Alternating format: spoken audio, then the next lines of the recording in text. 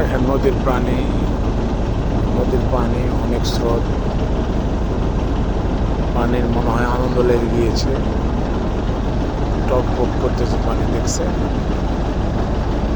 অনেক স্রোত পানিতে। আর যখন এরকম বৃষ্টি হয় তখন পানির বুকে অনেক আনন্দ চলে আসে। আমরা মানুষ যেরকম পানি দেখলে অনেক আনন্দ পাই, এরকম বৃষ্টি হলে সাগরেরও এবং নদীরও আনন্দ চলে আসে। ওরা অনেক আনন্দ পায় সাগরের পানি। কীরকম আনন্দ?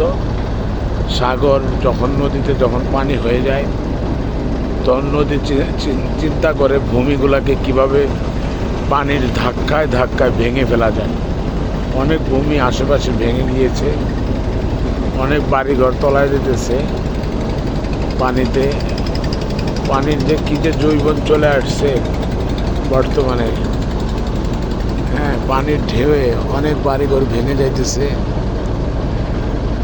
এবং যাদের বাড়িঘর এই নদীর আশেপাশে, তারা সবসময় আনন্দ এবং কষ্ট নিয়ে বেঁচে থাকে এবং দুঃখ প্রকাশ করে। দেখেন এখানে অনেকগুলো মাটি ভেঙে গিয়েছে, গাছের শিকড় দেখা যাইতেছে।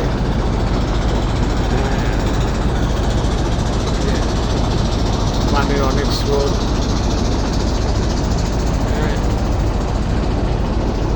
অনেক স্রোত। এই যে ওই পাশটা অনেক একবারে ঢালাই দিয়ে বেঁধে দেওয়া হয়েছে যেন জমিগুলো ভেঙে না যায়, কিন্তু এই পাশে এরকম কিছু এখনো করা হয়নি।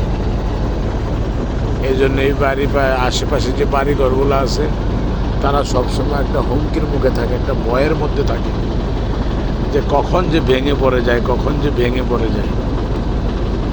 আসলে আল্লাহ পাক চাইলে হয়তো ভাঙতে নাও পারে, কিন্তু কিচ্ছু করার নেই।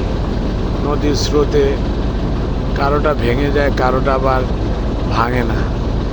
এই জন্য যারা নদীর সাইডে বসবাস করেন তারা সবসময় একটা আনন্দের এবং কষ্টের মধ্যে থাকেন।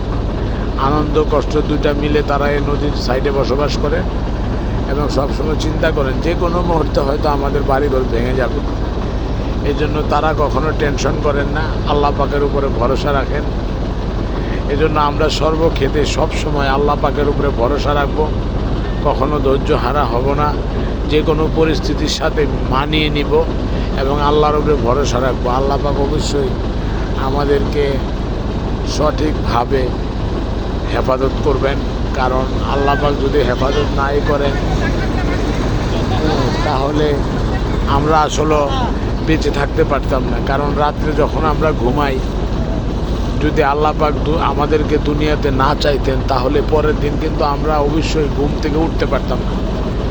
এই জন্য আল্লাহ পাক আমাদেরকে চান বিদায়, উনি আমাদেরকে ভালোবাসেন বিদায় আমরা পরের দিন ঘুম থেকে উঠতে পারি। যদি ভালো নাই বাসতেন তাহলে আমরা কিন্তু ঘুম থেকে উঠতে পারতাম না।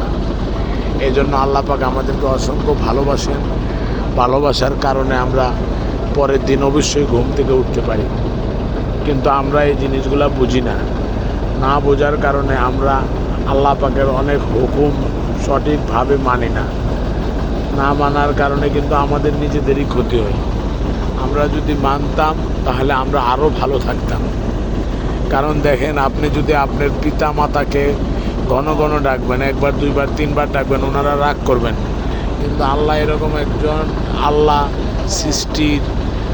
দুনিয়াটাকে সৃষ্টি করেছেন, আমাদেরকেও সৃষ্টি করেছেন।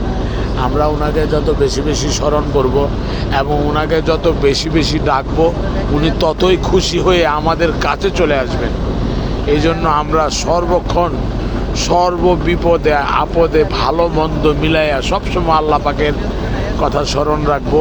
আপনারা অবশ্যই আল্লাহ পাকের কথা সবসময় স্মরণ রাখবেন, সৃষ্টিকর্তা তাহলে আপনাদেরকে আমাদেরকে অবশ্যই ভালো রাখবেন ইনশাআল্লাহ। আসসালামু আলাইকুম।